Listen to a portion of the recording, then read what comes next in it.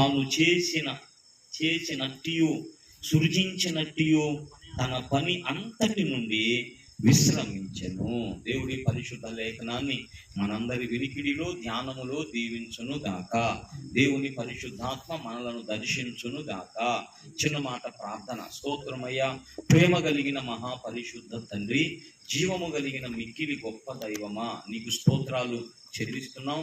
ఈ ఉదయకాలం అంతా కూడా తోడుగా ఉన్నారు. ఈ రాత్రి మరొకసారి ప్రభా మీ సన్నిధిని కలిగి జరగబోతున్నటువంటి ఆ మీటింగ్స్ కొరకు ప్రభా మేమందరం కలిసి ప్రార్థన చేయడానికి మీరు కృప చూపించారు. అందుకొరకు నీకు స్తోత్రాలయ్యా, కృతజ్ఞతలు చెల్లిస్తున్నాం. లేచి మా గృహాలకు వెళ్ళబోతుండగా నీ వాక్యము లేకుండా ఏది సంపూర్ణం కాదు కదా ప్రభా.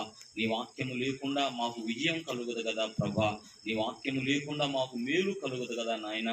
నీ సత్యవాక్యమును పంపించిన ఆయన మమ్మల్ని ఆశీర్వదించి సిద్ధపరిచి అయ్యా మా గృహాలకు పంపించమని ఘనత మహిమ ప్రభావాలు మీకు చెల్లిస్తూ మా ప్రభువును ప్రాణప్రియుడు మా రక్షకుడైన యేసు ప్రభు పరిశుద్ధ నామమున స్తుతించి ప్రార్థిస్తూ ఉన్నాను తండ్రి, ఆమేన్. దేవునికి మహిమ కలుగును గాక. మంచిది పిల్లరా, మనం చదువుకున్నటువంటి లేఖన భాగంలో తండ్రి అయిన దేవుడు తన కుమారుడైన యేసు ప్రభు ద్వారా సృష్టినంతటిని కూడా మరి 6 దినాలలో దేవుడు కంప్లీట్ చేసినట్లుగా దేవుని వాక్యంలో మనం గమనిస్తున్నాం. ఈ సృష్టి అంతటిని కూడా దేవుడు మరి సృష్టించడానికి ఎన్ని దినాలు పట్టింది?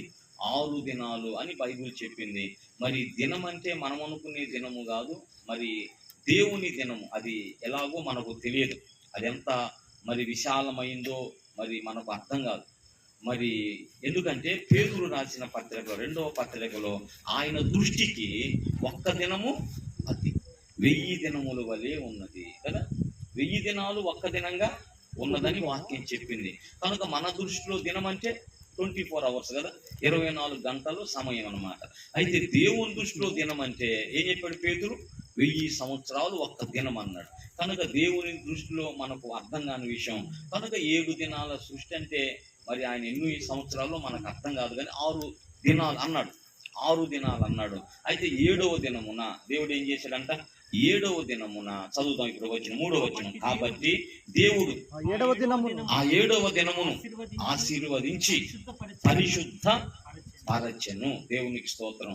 ఆ 7వ దినాన్ని దేవుడు ఏం చేశాడు? ఆశీర్వదించి దాన్ని పవిత్రపరిచాడు. ఎందుకంటే 7వ దినంలోగా తన పనంతటిని కూడా దేవుడు కంప్లీట్ చేసినట్లుగా వాక్యంలో మనం గమనిస్తున్నాం. 7వ దినమును ఆశీర్వదించాడు. కనుక 7వ దినం అంటే మనం ఏం చెప్పుకుంటాం అంటే శనివారము, 7th డే అని మనం. ఫస్ట్ డే అంటే ఆదివారం. ఇది పిల్లల వారానికి చివరి దినం అన్నట్లుగా మనం చెప్పుకుంటాం. బైబిల్ కూడా అలాగే చెప్పింది. విశ్రాంతి దినము, సబ్బాత్ అంటారు దాన్ని. దీన్ని ఇశ్రాయేలు ప్రజలు చాలా పవిత్రంగా భావిస్తారు. ఎందుకని చెప్పండి? ఎందుకనంటే దేవుడు సీనాయి పర్వతం మీద, హోరేబు పర్వతం మీద మోషే ద్వారా ఇచ్చిన 10 ఆజ్ఞలలో ఇది 4వ ఆజ్ఞ. ఇశ్రాయేలుకు చాలా ఇంపార్టెంట్ డే అన్నమాట. ఇటీవల మరి నేను ఫేస్బుక్లో యూట్యూబ్లో చూశాను పిల్లరా. మరి సబ్బాతు దినాన ఒక ఆయన పేరు ఏం పేరు? శ్యామో ఏదో పేరు మర్చిపోయాను. ఉమా గారు, ఉమా అనే యవనస్తుడు పిల్లరా. ఆయన అట్లా విజిట్ చేసి అన్ని చూపిస్తూ ఉంటాడు అనమాట. ఆ చూపిస్తూ విశ్రాంతి దినాన యెరూషలేము, ఇశ్రాయేలు పట్టణం ఎలాగుండిద్ది, యెరూషలేము ఎలాగుండిద్ది అని చూపిస్తున్నాడు. నిర్మానుష్యం అనమాట. ఎవ్వరు వీధుల్లో కనపట్ల, ఆయన ఒక్కడే కెమెరా తీసుకుంటూ తిరుగుతున్నాడు. అంటే ఆ దినాన్ని చాలా వాళ్ళు పవిత్రంగా భావిస్తారు ఇప్పటికి కూడా. అయితే మనము నేర్చుకునేటువంటి సత్యం ఏమిటంటే ఈ దినము పిల్లరా యేసు ప్రభు దీనిని మనకు ప్రభు దినంగా ఇచ్చారు. ఈ 7వ దినమే ఇది ఆశీర్వదించబడింది కదా. నిజంగా ఆశీర్వదించబడిన దినం ఏదంటే యేసు ప్రభు పునరుద్ధానుడైన దినము. మరి బైబిల్ గ్రంథం చెప్పింది, అలాగే ఖురాన్ షరీఫ్లో కూడా పరిశుద్ధ గ్రంథంలో చెప్పిందంట. యేసు ప్రభు వారు మరి పుట్టినప్పుడే మాట్లాడాడంట. ఆయన దేవుడు కాకపోతే పుట్టిన వెంటనే ఎవరు మాట్లాడతారు? మాట్లాడటానికి ఎంత సమయం పట్టిద్దమ్మా అన్న? సంవత్సరం అవుతుంది కానీ నీకు ఇంకా మాటలు రాలేదని అంటారు కొంతమంది. సంవత్సరం తెచ్చుబడింది కదా మాట్లాడడానికి. కనుక పుట్టిన వెంటనే ఉయ్యల్లో వేశారంట యేసు ప్రభుని. అందరూ చూస్తుంటే అప్పుడు ప్రభు అన్నాడంట, నేను పుట్టిన దినము ఆశీర్వదించబడింది, నేను మరణించిన దినము దీవించబడింది, నేను పునరుద్ధానుడైన దినం, మరణాన్ని జయించిన దినము దీవించబడింది అన్నాడంట. కాబట్టి ఏది దీవించబడిన దినం అంటే యేసు ప్రభు మరణాన్ని జయించిన దినము. పిల్లరా, అపోస్తలులు, ఆదిమ సంఘము, మరి ప్రభు శిష్యులందరూ కూడా మరి యేసు ప్రభు నమ్మినాక, రక్షణ పొందిన వారందరూ కూడా ఏ నిబంధనలోకి వచ్చారు? కొత్త నిబంధనలోకి వచ్చారు. కాబట్టి పాత నిబంధనలో ఉన్న వారికేమో అది సబ్బాతు, శనివారం, అది వాళ్ళకి పవిత్రమైంది. అయితే కొత్త నిబంధనలో ఉన్నటువంటి వారందరూ కూడా అపోస్తలుల ద్వారా ఈ దినం ప్రవేశపెట్టబడింది. కొత్త నిబంధనలో ఉన్న వారందరూ కూడా ఆదివారము పరిశుద్ధ దినం అయింది. అంటే పిల్లరా, ఇక్కడికి మార్చబడింది అన్నమాట. వాళ్ళు కూడా ఇందులోకి రావాలా. నిజమైన దీవించబడిన దినము, ఆశీర్వదించబడిన దినం ఏదంటే ఆదివారము. అంటే ఆ ప్రాముఖ్యత, యేసు ప్రభు మరణాన్ని జయించి తిరిగి లేచుట వలన శనివారం యొక్క ప్రాముఖ్యత అది కొట్టివేయబడింది. అది అంటే నెరవేర్చబడింది. కొట్టివేయబడటం అంటే కూడా యేసు ప్రభు ధర్మశాస్త్రం అంతటిని కూడా ఏం చేశాడు? నెరవేర్చాడు. తన శరీరం ముందు నెరవేర్చి దాన్ని తొలగించాడు. ధర్మశాస్త్రం అంతటిని కూడా తన శరీరం ముందు నెరవేర్చి దానిని తొలగించి ఆ ప్లేస్ లో దేవుడు ఇచ్చాడు న్యూ కవనెంట్, కొత్త నిబంధనలోకి మనలను తీసుకొచ్చాడు. ఇప్పుడు కొత్త నిబంధన విశ్వాసం. మనం పాత నిబంధన వాళ్ళమా, కొత్త నిబంధన వాళ్ళమా? బైబుల్ పరిశుద్ధ గ్రంథంలో 2 నిబంధనలు ఉన్నాయా? ఏం చెప్పండి? ఓల్డ్ టెస్టమెంట్, న్యూ టెస్టమెంట్ అని 2 ఉంటాయి. అయితే మరి మనం దేనికి సంబంధించిన వాళ్ళం? కొత్త నిబంధనకు సంబంధించిన వాళ్ళం. మరి పాత నిబంధన ఎందుకు? పాత నిబంధన ఎందుకు తీసేయచ్చు కదా? 39 గ్రంథాలు పక్కన పెట్టవచ్చు కదా? అంటే దేవుని యొక్క ఉద్దేశాలు, మనసు, దేవుని ప్రణాళిక, దేవుని యొక్క మనసు కూడా మనం అర్థం చేసుకోవాలంటే ఆ 39 గ్రంథాలు కూడా కావాలి. అందులోంచి దేవుని సంకల్పాలు, మనస్సును మనం ఆలోచిస్తాం. ఆయా భక్తుల విషయంలో మరి దేవుని ప్రేమించిన వాడు ఎలా భక్తి చేశారు, మరి దేవుడు వాళ్ళ జీవితం ఎలాంటి కార్యాలు జరిగించాడు, అసలు దేవుడు ఎవరు, దేవుని ప్రణాళిక ఏమిటి, దేవుని మనసు ఏమిటి అనేది 39 గ్రంథాల ద్వారా కాస్త మనం అర్థం చేసుకుంటాం. కనుక అవి కూడా మనకు కావాలి. రెంటిని కలిపి మనం ఆలోచించిన, మనం కొత్త నిబంధనలో ఉన్న వాళ్ళమైనా కూడా రెంటిని కలిపి మనం ఆలోచించినప్పుడు దేవుడు మనకు తేటగా అర్థమవుతాడు. ఆయన ప్రణాళిక ఏమిటో, ఆయన సంకల్పం ఏమిటో మరి తేటగా మనం గ్రహిస్తాం. కాబట్టి మనము కొత్త నిబంధనలో ఉన్న వాళ్ళమైనా పాత నిబంధన విషయాలు మనకు అవసరం. మరి వాటిని తెలుసుకోకుండా వీటిని మనం తెలుసుకోలేం. అంటే పాత నిబంధన ద్వారానే కొత్త నిబంధనను తెలుసుకుంటాము, కొత్త నిబంధన ద్వారా పాత నిబంధనను మనం అర్థం చేసుకుంటాం. కనుక 2 కూడా కలిసి ఉండాలని మరి పరిశుద్ధాత్మ ద్వారా పండితులు, బైబిల్ పండితులు 66 గ్రంథాలు సమకూర్చి మనకిచ్చారు. ఇది పరిశుద్ధాత్మ ప్రేరితము. కనుక మనం ఎందులో ఉన్నవాళ్ళం? కొత్త నిబంధనలో ఉన్నవాళ్ళం. పాత నిబంధనలో ఉన్న వాళ్లకు అది సబ్బాతు, శనివారము ప్రాముఖ్యమైంది. కొత్త నిబంధనలో ఉన్న వాళ్లకు ఏది ప్రాముఖ్యమైంది? ఆదివారము ప్రాముఖ్యమైంది. ఎందుకు చెప్పండి? ఆదివారం ఎందుకు ప్రాముఖ్యమైందంటే ఆదివారమున యేసు ప్రభువారు మరణాన్ని జయించి తిరిగి లేచాడు. దేవునికి స్తోత్రం. అది ఆదివారం. నేను అనుకుంటా కదా, మరి చరిత్రకారులు మరి దాన్ని ధృవీకరించలేక నాకెందుకో ఆ తలంపు వచ్చింది. వాక్యం ఎరిగినటువంటి వానికి ఆలోచిస్తున్నప్పుడు ఆదివారంకి ఎంత ప్రాముఖ్యత ఉందంటే, ఒకవేళ యేసు ప్రభు పుట్టు కూడా ఆదివారమే జరిగిందేమో అనుకుంటా. ఒక్కోసారి ఆయన పుట్టం కూడా ఆదివారం పుట్టాడేమో. అదే 8వ దినాన ఉన్న బైబిల్ అలాగే 8వ దినాన సున్నతి కొరకు ఆయనను, అంటే పుట్టిన 8వ దినాన అని. 8వ దినం అంటే ఏది? 7వ దినం అంటే శనివారం, 8వ దినం అంటే ఆదివారమే కదా. మరి అవునా కదా? చెప్పరేయా? అసలు 8వ దినాన్ని యేసు ప్రభువును సున్నతి కొరకు తీసుకెళ్ళినట్టుందా? ఎక్కడో ఉందా? మరి చూడండి ఒకసారి. ఆ శిశువునకు సున్నతి చేయవలసిన 8వ దినము. అది సంగతి. 8వ దినాన్ని చేస్తారు? 8వ దినం పుట్టిన ప్రతి, అది యూదుల సాంప్రదాయం. అంటే 8వ దినాన ప్రభువుని సున్నతి కొరకు దేవాలయం తీసుకెళ్ళారు. అంటే ఇంటి దగ్గర జరిగిద్దాము ఈ పని. మరి దేవాలయానికి అంత మరి బైబిల్ తీసుకెళ్తారా? బాబుని తీసుకెళ్తారు కదా. ఇంటి దగ్గర జరిగింది. అంటే యాజకులు ఇంటికి వస్తారన్నమాట. వచ్చి ఆ కార్యక్రమాన్ని ధర్మశాస్త్ర ప్రకారం జరిగిస్తారు. ఏం జరిగింది? తీసుకెళ్లారు దేవాలయానికి. తర్వాత తీసుకెళ్ళినట్లుగా లేఖనం చెప్పింది. చదువు వచ్చినమ్మా. 8 లోకాలు ఉండి అది ఇంత. ఆ శిశువును సున్నతి చేయవలసిన 8వ దినము వచ్చినప్పుడు గర్భబంధాయన పడకమునుకు దేవదూత చేత పెట్టబడిన యేసు అను పేరు వారు ఆయనకు పెట్టింది. తర్వాత తీసుకెళ్లారు దేవాలయానికి. తర్వాత తీసుకెళ్లారు. ప్రజెంట్ ఇప్పుడు దేవాలయం చేస్తున్నట్లుగా మనకు తెలియదు, కానీ 22లో మళ్ళా వాళ్ళు ధర్మశాస్త్ర ప్రకారం చేయటానికి అక్కడ తీసుకెళ్ళారు. ఏదేమైనా పిల్లల 8వ దినము, అదో 8వ దినము, 8వ దినం తీసుకెళ్ళారు. అంటే 8వ దినం అంటే ఇది సండే, 7వ దినం అంటే ఇది సాటర్డే, అదో 7వ దినము, 8వ దినం అంటే పిల్లల విశ్రాంతి దినము. 7వ దినమున ఆయన విశ్రమించిన, అంటే ఎన్నో దినం అయ్యేది? మరి విశ్రాంతి దినం శనివారం వచ్చింది వాళ్ళకి. శనివారం ఫస్ట్ డే ఏమో ఆదివారం వచ్చింది, ఫస్ట్ డే ఆదివారం వచ్చింది. శనివారంగా మనం దాన్ని భావించాలి. శనివారం ఇశ్రాయేలుకి విశ్రాంతి దినం.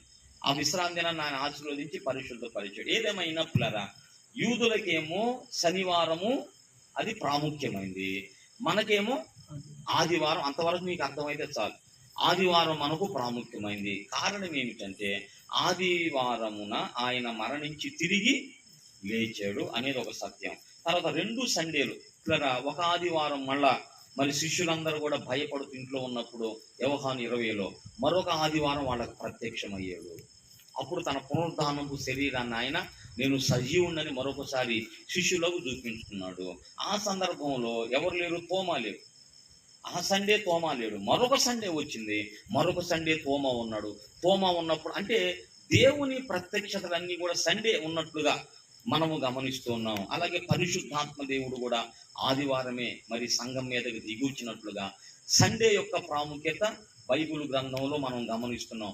అలాగే అపోస్తల కార్యాలు 20వ అధ్యాయంలో మరి ఆదివారం రొట్టె విరుచుటకు అది అన్నాడు.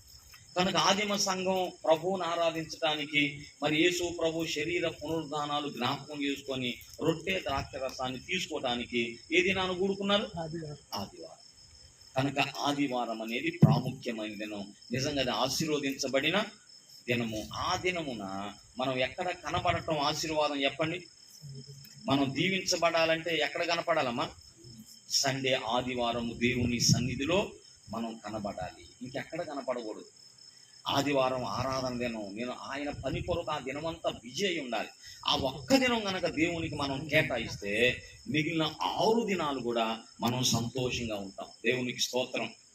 ఈ మిగిలిన 6 దినాలు కూడా ఈ ఒక్క దినం మీద ఆధారపడి ఉంది. ఎందుకు మరి దేవుని నమ్మినోళ్ళే నిర్లక్ష్యపరుస్తారో నాకు తెలియదు. ఈ ఒక్క దినం మీదే మిగిలిన 6 దినాలు కూడా ఆధారపడి ఉన్నాయి. ఈ ఒక్క దినం కనుక దేవుని కొరకు కేటాయించుకొని, వాక్యం కొరకు కేటాయించుకొని, ఆరాధన కొరకు కేటాయించుకొని, పరిచర్య కొరకు కేటాయించుకొని ఇలా మనం ఉంటే ఇంక ఏం చేయాలి చెప్పండి? ఆదివారం ఉపవాసం అయితే ఏమి లేదమ్మా. చాలా మంది అలా అంటున్నారు, కానీ నేను ప్రారంభించి కూడా అది ప్రభు వల్ల కోసమే. ఇజ్రాయెల్ ఆయన గారు మరి ఉన్నప్పుడు ఆయన నెలకొకసారి ఆరాధన వాళ్ళదే. ఆ దినం చాలా పవిత్రంగా వాళ్ళు భావిస్తారు. ఆ దినం ఉపవాసం ఉంటారు వాళ్ళు.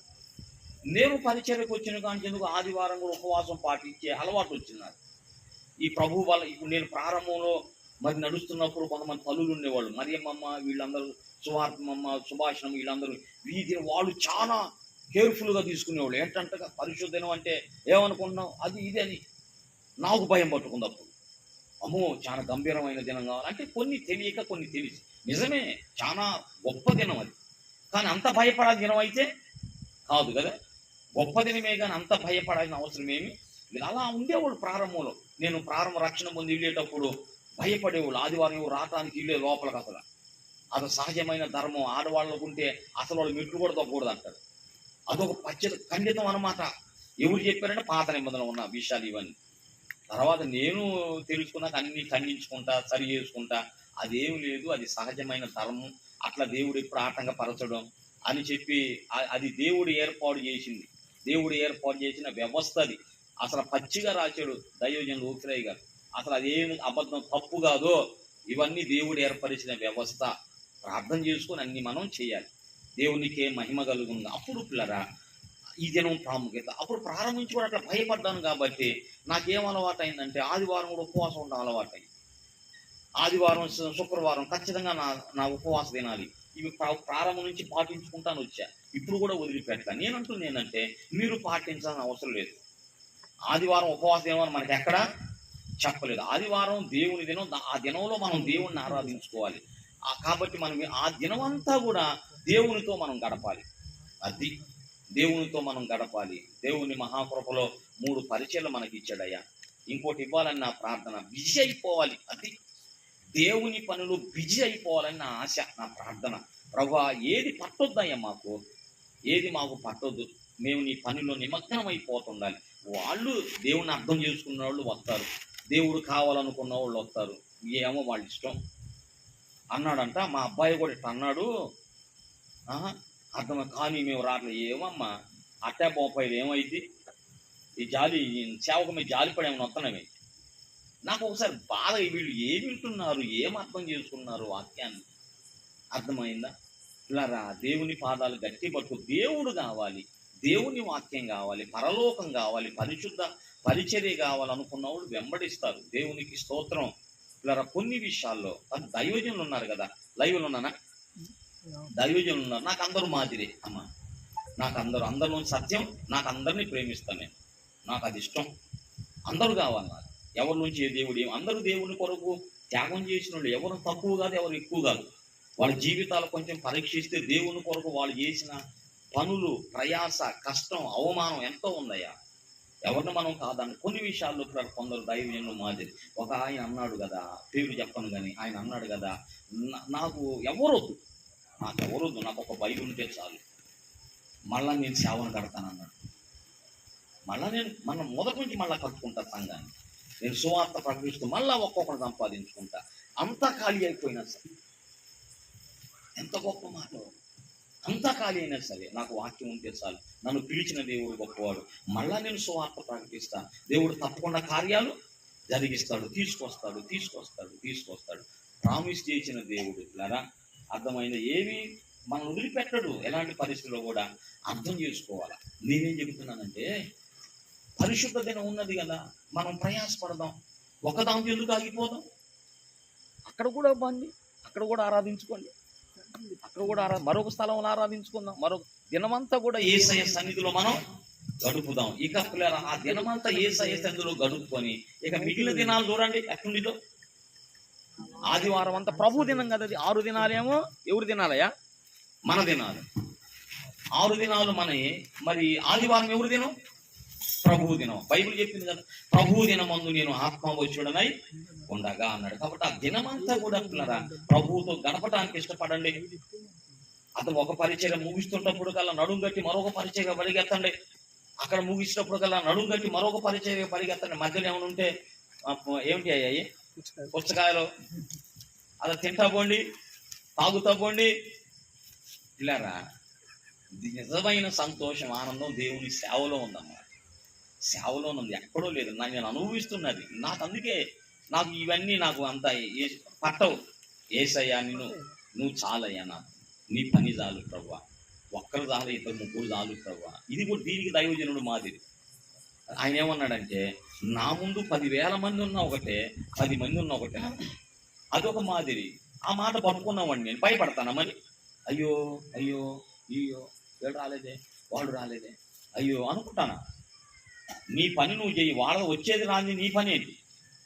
అర్థమైందా? నీ పని, నేను అప్పగించిన పని నువ్వు చేయి. కనుక పిల్లరా, నేనేం చెబుతూ ఉన్నానంటే, ప్రభు దినాన్ని మీరు కాపాడుకోండి, ఆదివారాన్ని బాగా వినియోగించుకోండి. ఆదివారం అంతా కూడా ఎక్కువ సమయం కదా, సరే రాపోయారు. మీరు మొట్టమొదటి ఆరాధనలో పాల్గొని ఇక ఇంటికి వెళ్ళి ఏం చేస్తారు? చికెను, మటను, ఫిష్ తీసుకురా. పిల్లరా, దేవుని పిల్లలకు పాలు అంగిచ్చో గారు చెప్పాడు, అది నేను పాటించాలి కూడా. అది చెప్పాడు, దేవుని పిల్లలకు మండే స్పెషల్ డే, సండే కాదు. సండే అంతా దేవుని పనితో బిజీ అయిపోవాలంట, మండే ఫ్రీగా ఉండాలన్నాడు ఆయన. ముఖ్యంగా సేవకుల గురించి రాశాడు ఆయన.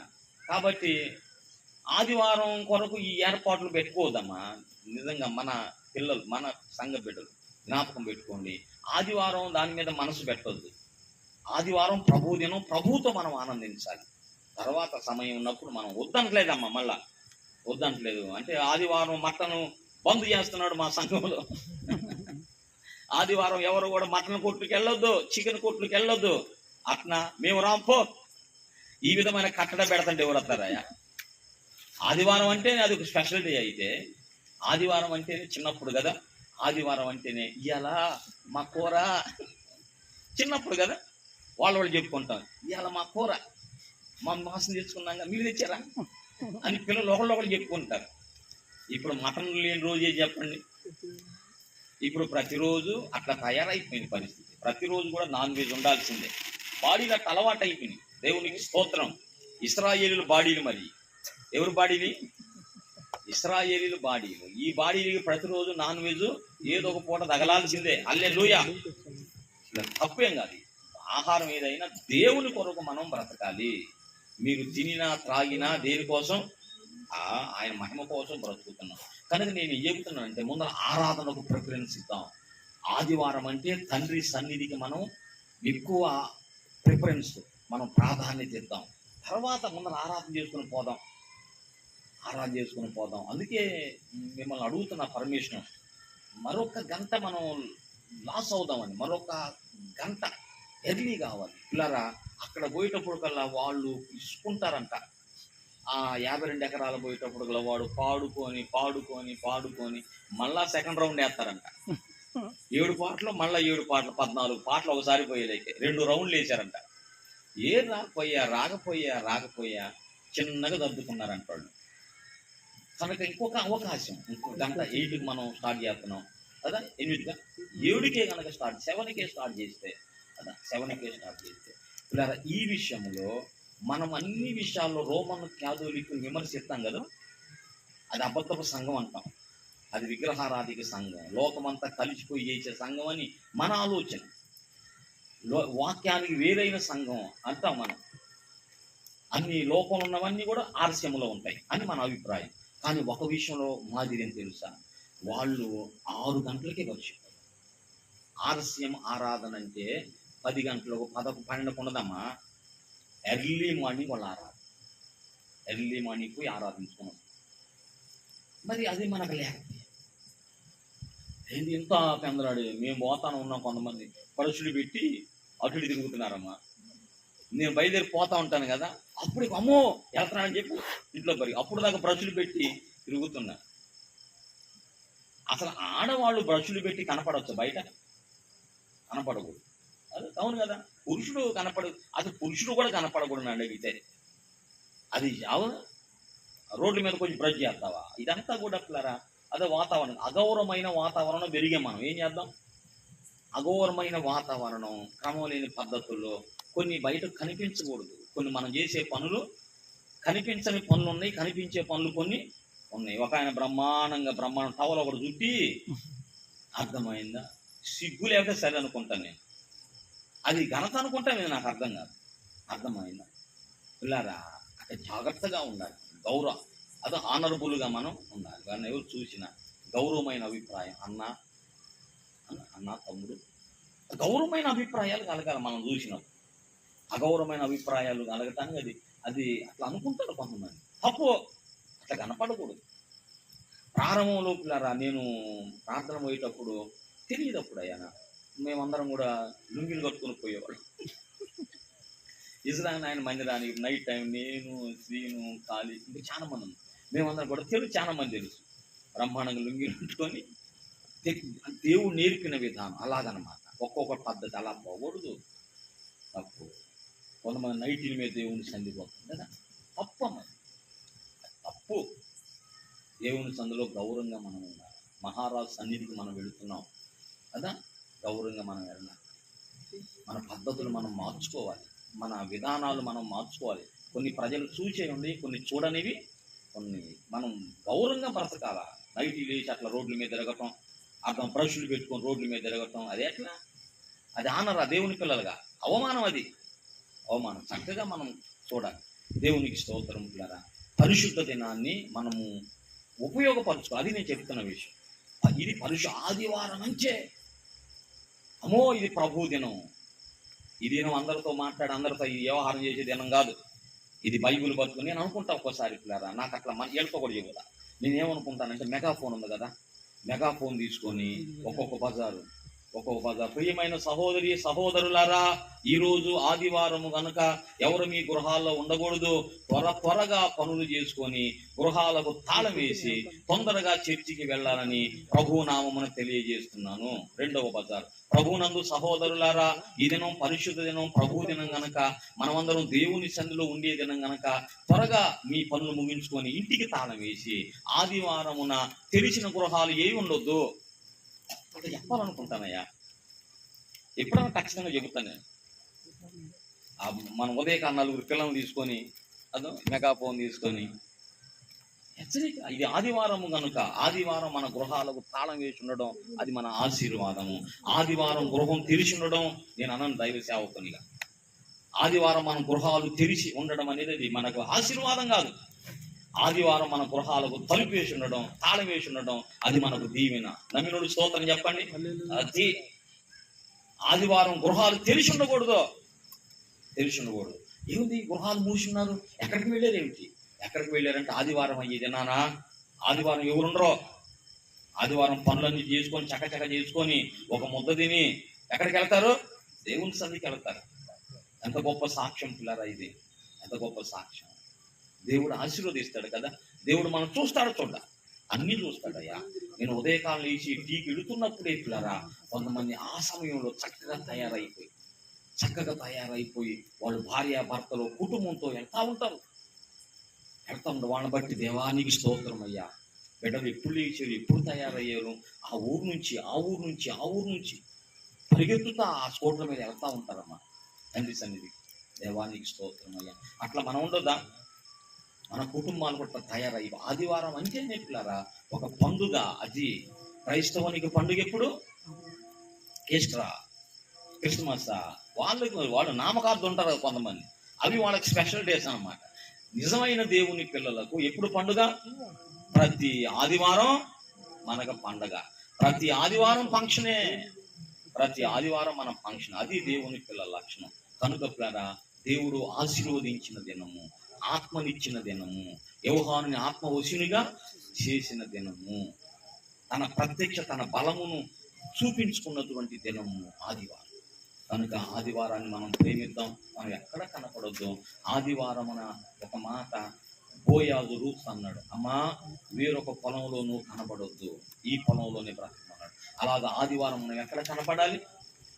దేవుని సన్నిధిలో మనం కనపడుదుము గాక, దేవుని దీవెన పొందుకుందుము గాక. దేవుడి మాటలు మనందరి కొరకు దీవించి ఫలింప చేయును గాక. ప్రార్థన చేసుకుందాం. స్తోత్రమయ్యా. మమ్ములను మిక్కిలిగా ప్రేమిస్తూ ఉన్న మా ప్రియ పరలోకపు తండ్రి, ప్రేమ నమ్మకమైన పరిశుద్ధమైన మా తండ్రి, నీ పరిశుద్ధమైన పాదాలకు స్తోత్రాలు వందనాలు చెల్లిస్తున్నామయ్యా. మా ముందుంచిన ఘనమైన మీటింగ్స్ కొరకు నీకు స్తోత్రం. దాని కొరకు ప్రిపరేషన్గా సిద్ధపాటుగా నాయన కొన్ని దినాలు నీ పాదాల దగ్గర గడపాలని మీరే మాకు ఇచ్చిన మంచి తలంపు ఆలోచన కొరకు నీకు వందనాలు ప్రభా. ఈ 2వ దినంలోకి తీసుకొచ్చిన మీ దయ కొరకు నాయన మీకు స్తోత్రం చెల్లిస్తున్నామయ్యా. మా ప్రార్థనలన్నీ నీ సముఖంలో నీ పాదాల దగ్గర ఉన్నాయి ప్రభా. నీకే స్తోత్రాలు ప్రభా. మమ్మలను సిద్ధపరచండి, నీ మహిమను చూచి మీరు పొందినట్లుగా మీరే సహాయం చేయను ఆయన. మమ్మల్ని అన్ని రీతులుగా మానసికంగా, శారీరకంగా, ఆత్మీయంగా మమ్మల్ని సిద్ధపరుస్తాయా. నీకు స్తోత్రం. మా శక్తికి మించిన ఆయన మేము నీ పరిచర్య చేయటానికి, పని చేయటానికి సహాయం చేయ్యా ప్రభా. మీరు కనికరించను రావాలయ్యా. పరిశుద్ధాత్మ దేవాన్ని రాకపోతే మేము సిగ్గుపడతామయ్యా. మీరు వస్తే మేము ఘనపరచబడతాం ప్రభా. అయ్యా మిమ్మల్ని ఘనపరుస్తున్నాం కనుక మీరు మమ్మల్ని దీవించండి ప్రభా. నీకే వందనాలు స్తోత్రం. అదే పరిశుద్ధ దినం కొరకు నాయన, దాని ప్రాముఖ్యత కూడా ఈ దినం మాకు నేర్పినందుకు నీకు వందనాలు అయా. ఆదివారం అనేది అది ప్రభు దినమని ప్రభా, అది నాయన మీరు పునరుద్ధానుడైన దినమని, అది నాయన మీరు ఆత్మను పంపిన దినమని, ఆదిమ అపోస్తలులు ఆచరించి పాటించిన దినమని అయా మాకు నేర్పినందుకు నీకు స్తోత్రం. ఆ శుభదినాన్ని, ఆ పండుగ దినాన్ని మేము పోగొట్టుకోకుండా ప్రభా నిన్ను ఆరాధించుకోవటానికి సహాయం చేయి. దినమంతా కూడా ప్రభా నీ పరిచర్యలో మేము నాయన కొనసాగుదుము గాకయ్యా. ప్రభు మమ్మల్ని అందరినీ ఆశీర్వదించండి, సంఘమంతటిని కూడా దీవించండి. 3 పరిచర్యల్లో మీరు తోడుగా ఉండండి. నీ సత్యవాక్యాన్ని, మాకు అవసరమైన వాక్యాన్ని మీరు పంపించండి. ఈ రాత్రి మంచి విశ్రాంతినివ్వండి, మంచి దర్శనాన్ని ఇవ్వండి. ఘనత, మహిమ, ప్రభావాలు మీకే చెల్లిస్తూ మా ప్రభువును మా ప్రియరక్షకుడైన యేసు ప్రభు పరిశుద్ధ నామమున స్తుతించి స్తోత్రాలు చెల్లించి ప్రార్థిస్తూ ఉన్నాము తండ్రి. తండ్రి అయిన దేవుని ప్రేమయు, మన రక్షకుడు ప్రాణప్రియుడైన యేసునాథుని శాశ్వతమైన కృపయు, పరిశుద్ధాత్మ దేవుని సహవాసమును చేరి వచ్చిన మనందరికీ, సకల పరిశుద్ధులు భక్తులందరికీ సదా తోడై నడిపించునుగాక, దీవించునుగాక. ప్రభు యేసు రక్తమునకు జయం, యేసయ్య నామమునకు జయం, యేసయ్య రక్తమునకు సంపూర్ణమైన అత్యధికమైన విజయము కలుగును గాక. ఆమేన్, ఆమేన్. అందరికీ వందనాలు. రేపు 8 గంటలకు, అంటే 7 గమనించాలి, మనం 7:30